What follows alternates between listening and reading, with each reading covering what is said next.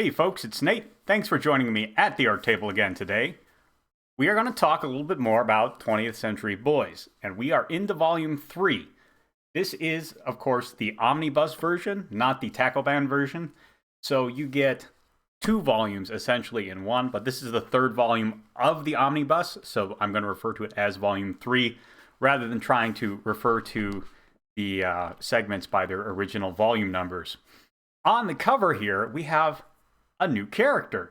And this is not Yukiji, who is the heroine of the story, but rather this is someone else. And I suppose in some ways you could say this is the heroine of the story more so than Yukiji. Yukiji is more of Kenji's love interest. But we can't really talk about this character yet. First, we have to catch up on what's going on in the main story. Now, when we left off, Acho had returned from Singapore and he was ready to help Kenji in his battle against the FDP, which is the political party that the friend cult kind of morphed into over the course of about 2 years, between 1997 and 1999. Now we are on the cusp of the year 2000, and the FDP's plan is about to roll into place. And of course, Kenji and his friends, primarily Maro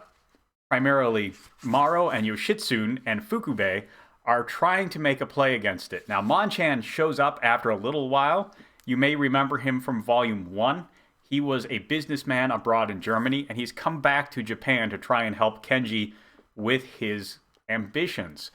And this is pretty much at the core of Kenji's rebel group. Of course, he had more friends, but he doesn't really feel right calling them in from all the various places they've gone off to, calling them away from their wives, from their lives, from their jobs, from their children.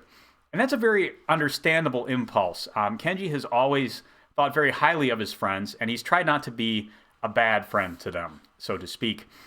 And he even tries to send Yoshitsune away so that he will not be wrapped up in the ultimate downfall that Kenji knows. You know, this is probably not going to end very well for them. At the end of Volume 2, we saw the giant machine that the FDP was building to implement their plot. And we've seen them make a number of very horrible attacks with the bioweapon they have created, which causes mass exsanguination. But at the same time, Kenji knows that he's played a part in this since the beginning, and he has to see it through to the end. So he does make a play to disrupt the ultimate terrorist attack. And he brings along his friends, and there's an image that you see a lot going forward of all of them together. We have, of course, the 5 boys and Yukiji there. And you're going to see this image a lot. And in the shadows, of course, in the smoke and in the flames, there is the robot. A really horrifying picture. More powerful because you see so little of it for so long. And there's a lot of good stuff in these first 5 or 6 chapters, which is how long it takes to get to this point. We develop Kenji's relationship with his niece Kana quite a bit. We see that they have grown very close in the time they have been living underground. She's about 5 now. She really looks up to her uncle. Kenji doesn't really let her help out a whole lot with the kind of underground terrorist activities he takes part in and masterminds. But Kana does learn things from him. She learns not to trust the police because the police are not their friends right now. They are more in the pocket of the FDP than they are really looking out for the interests of the innocent. She learns the importance of playing the guitar and using music to keep your spirits up. She learns that the homeless people are people she can rely on, even if they aren't entirely reliable in and of themselves. And she learns to trust her aunt Yukiji, who is more or less Kenji's girl. We also are reintroduced to Yanbo and Manbo. These were the kind of pudgy, overweight bullies that were introduced to us early on in flashbacks when the characters were kids. And we see them again as adults here, and we see they've grown up to be quite respectable-looking people. And they're an interesting pair because they are not all of 20th Century Boys is very Spielbergian, and there's usually some kind of a bully or at least a very callous and mean character in Spielberg movies. And Yanbo and Manbo kind of fill that spot here, but they're a little more nuanced than those characters typically get to be in a late 70s or early 80s movie. Because we see that they've grown up, they've become respectable businessmen. They are very respectful in the way they deal with their employees and their customers. And they know that Kenji has become a wanted man. He's a criminal. But they try and intercede on his behalf, not to help him accomplish his goals. They believe the FDP is a pro-Japan political party and has a lot of good political ideas that they want to put in place. So they try and make a petition to the prime minister to, if they can convince Kenji to turn himself in, to go lenient, to be very lenient in their treatment of Kenji. Unfortunately, while they seem to remember Kenji as someone they knew as a child and someone they had a decent relationship with, Kenji does not remember them that way. He says they were never friends to begin with. And he actually, a public broadcast is made offering him the opportunity to give himself up. And he actually calls into the broadcast station and tells Yanbo and Manbo, you guys were never my friends. And so there are a lot of those kind of culminations of character arcs as the machine gets ever closer to its final implementation. And ultimately, we get the backstory of how Acho put together the FDP symbol. He tells them he just took a symbol out of Shonen Jump, which is the turn the page icon they kind of have, and he put it together with his own bulging eyes, which is what his nickname Acho actually means. And that's how he drew it. And we get a lot of those nice little character touches that tell us this is kind of a culmination. We are reaching the end of a part of the story here. We are finishing the opening act. And, of course, the sinister looming presence of the robot and the flames is a perfect indication of that as well. And then we're back at the beginning. The story opened on this speech at the UN. And there are a bunch of people here gathered to celebrate the figures that saved the world. And we realize we are past the confrontation with the robot. The year is 2014.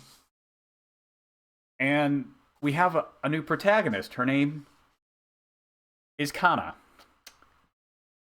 And we actually saw her in the first pages of the story because if you flip back to your opening pages there, you will see that she is again facing the site that we saw here in the year 2014. So right away, Urasawa has constructed his story in a way that we reach what looks like the culmination of the story. And then we see something that reminds us of something we saw at the very introduction of the story.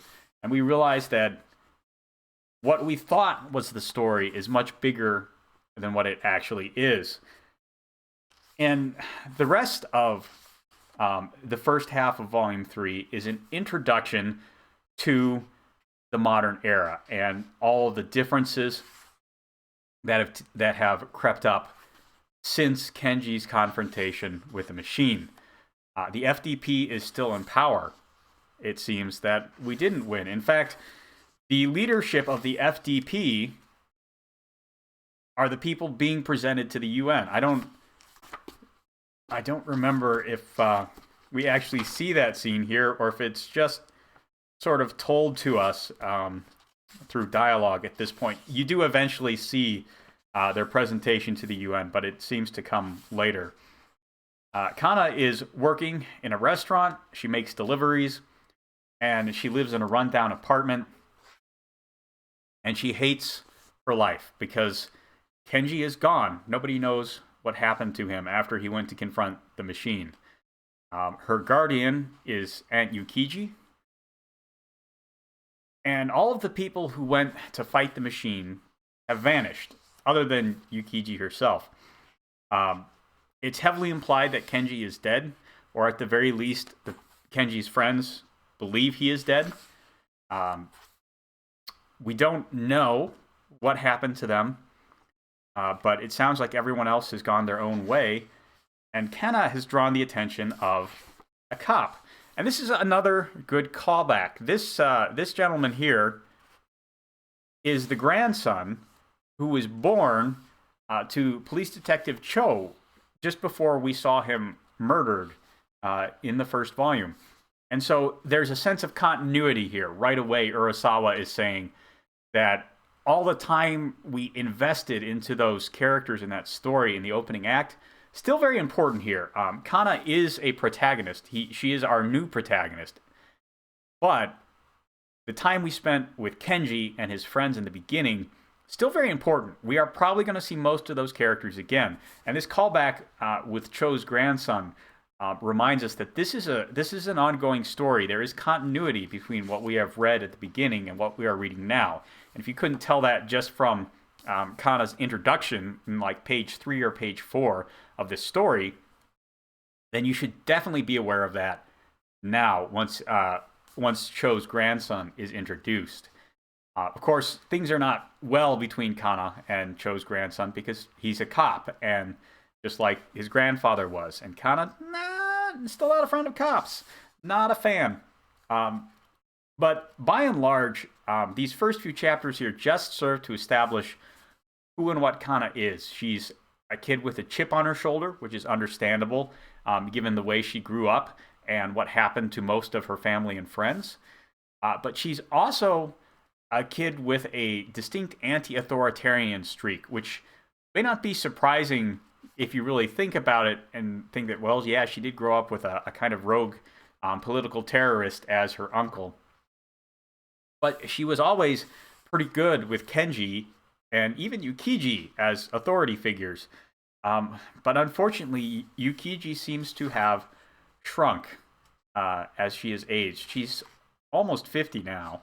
And the unfortunate reality is that, well, just as Kenji and the others were before they renewed their purpose, after fighting the FDP and the robot, Yukiji has gone back to being a person who has to carry the weight of the world before she can think about saving it. And in this case, that weight is Kana herself. She is responsible for Kana, and she has to make sure Kana grows up in a way that Kenji would approve of. That is Yukiji's burden now. And while Kana wants to grow up to be like her uncle Kenji, Yukiji isn't sure that's the way that Kenji would want Kana to be raised. So it's a very difficult and thorny problem. And we are back on this theme of what does it mean to be a good and responsible member of society, especially when that society is at the risk of shaking apart at the seams. And it's a difficult question, and it's one we have to assess now in the light of the fact that the bad guys have pretty much won. The FDP is in power now, and permanently in power. They have been here, they have been the ruling party of Japan since 1998, when they took over the Diet in the elections. So we are looking at 16 years of uninterrupted FDP rule, and that's quite daunting. That is an entirely different context compared to what Kenji faced when he went to fight the machine. And we're not sure what happened there. We're not sure why the FDP has managed to ensconce itself further in power yet. We will learn more about that later.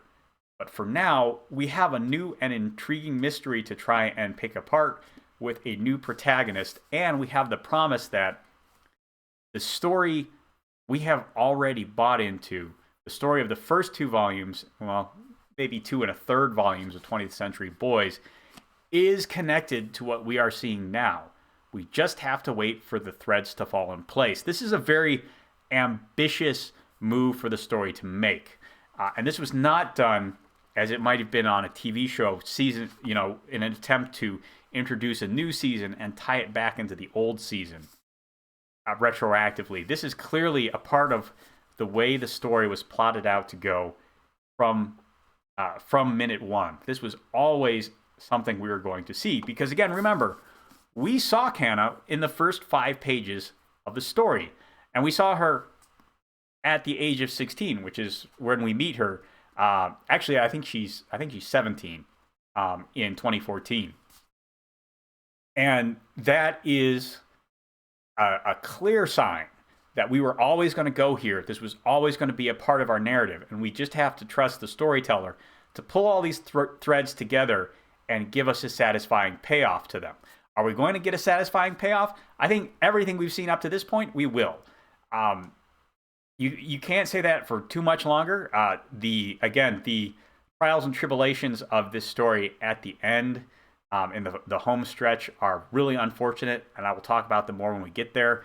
But right now, everything that we're setting up still has great payoffs at the end, and I really look forward to talking about them. But in the meantime, this shot of Kenji and his friends going to face the machine, this is still what a great page. This is still what I think of when I think of 20th Century Boys. This end of the opening act, the payoffs and the promises here are so good.